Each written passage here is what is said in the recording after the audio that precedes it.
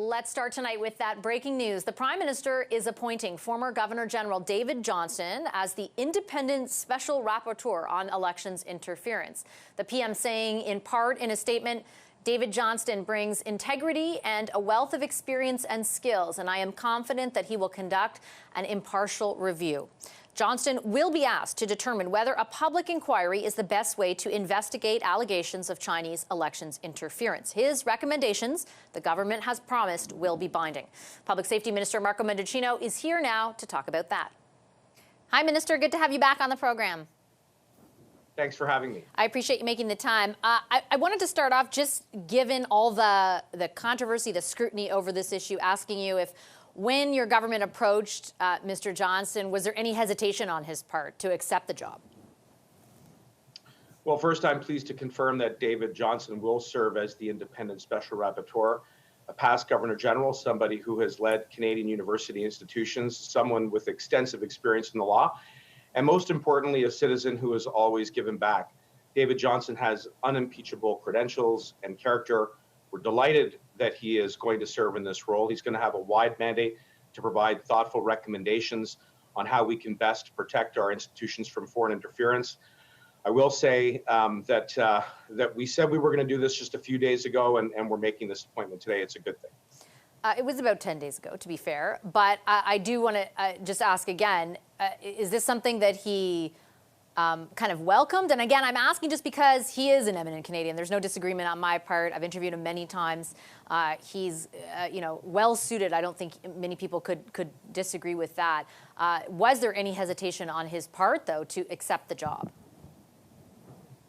My experience with individuals like David Johnston is that they step up when their country needs them. And we're very grateful that Mr. Johnston has agreed to take on this role. I think he will appreciate the magnitude of the issue, the complexities around it, the fact that these are pressing and important issues that Canadians would like answers to and advice on. And as we've said, as a government, whatever recommendations Mr. Johnston puts forward in his capacity as special rapporteur, we will respect. But I have every confidence that he will thrust himself into this role in the same way that he has in every other office that he has served on behalf of his country. The press release that was issued just a few minutes ago, Minister, says that the decision follows consultations with all parties in the House of Commons. Is it your understanding that this decision has the endorsement of all those parties?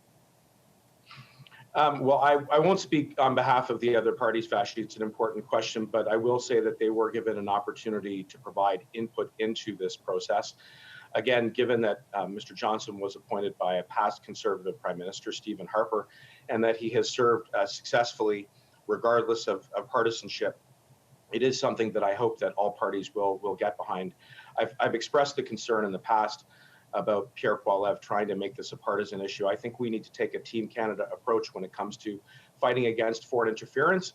And with somebody like Mr. Johnston heading up this important role, I hope we can bridge the partisan divide, work together, protect our institutions from foreign interference. What was the extent of input opposition parties were provided with the ability to give? Like, how much input did you get? Who talked to who? Well, certainly our colleagues in the PCO and PMO would have done outreach, and obviously we continue to work with them in a variety of forums. So they would have had an opportunity to weigh in with their own potential candidates on this. We think we have landed an individual who has served, again, regardless of partisanship, and one in which we hope that all opposition parties will see the merit in the selection of Mr. Johnston. He truly is an individual who puts country above all else and is unimpeachable.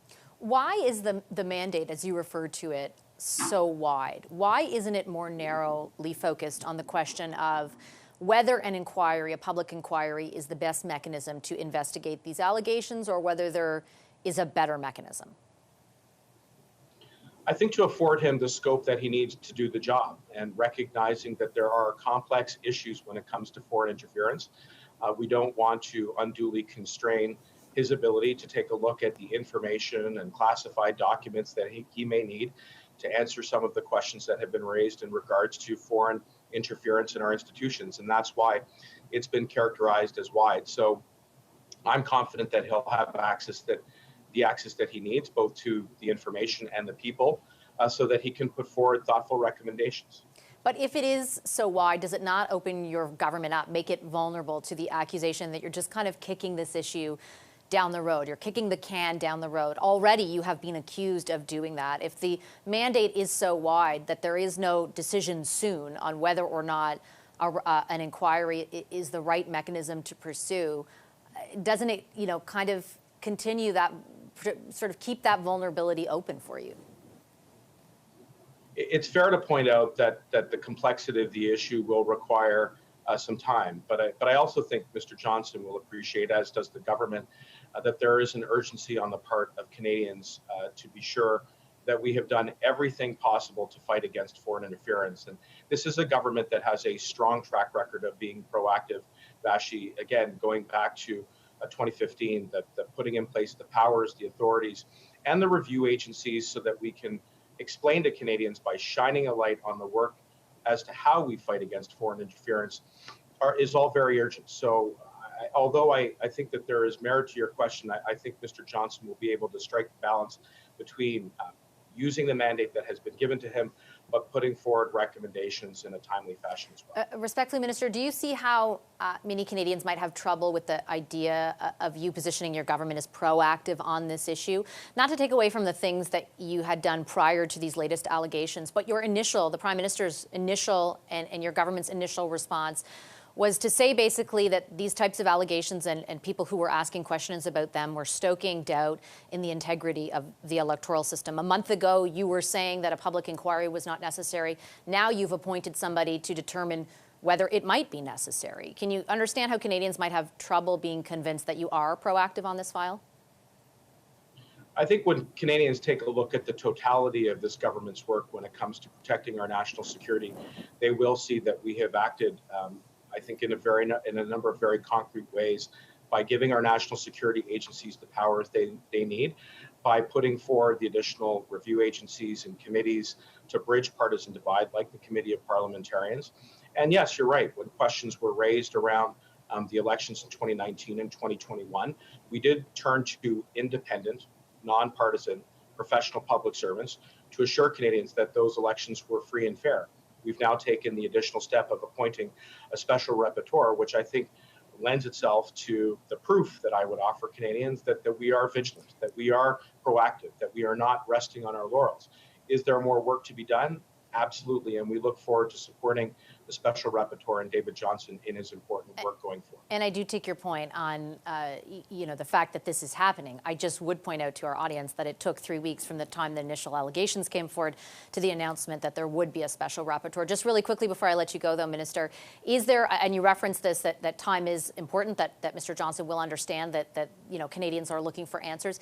Is there a specific time frame for this that your government will provide, will say to Canadians, okay, we're going to have an answer back from Mr. Johnston on this date? Well, I think if you take a look at the fact that there's still, in relative terms, Vassy, a short period of time since we said we had an intention of appointing a special rapporteur and actually making good on that commitment today, the fact that we launched consultations just last Friday on a foreign transparency registry, put a timeline on that to conclude those consultations by May 9th, less than 60 days away, that we are showing a forward-leaning posture, that we recognize that this is serious, that it's urgent. We want to do this work, we want to get it right, but we also want to get it done, and we do look forward to receiving Mr. Johnston's final report and recommendations when they can be provided. So there won't be a specific timeline attached? That will be up to Mr. Johnston? I think it'll be the subject of an ongoing conversation with Mr. Johnston. As you know, we just appointed him. We do want to make sure that we get his input as well on the amount of time that he thinks he needs. But again, I think everybody is in agreement that these are pressing and urgent issues, and we'll move as quickly as we can. But we also want to make sure we get it right, too. Minister, I'll leave it there. I appreciate your time as always. Thank you. Thank you, Vassy.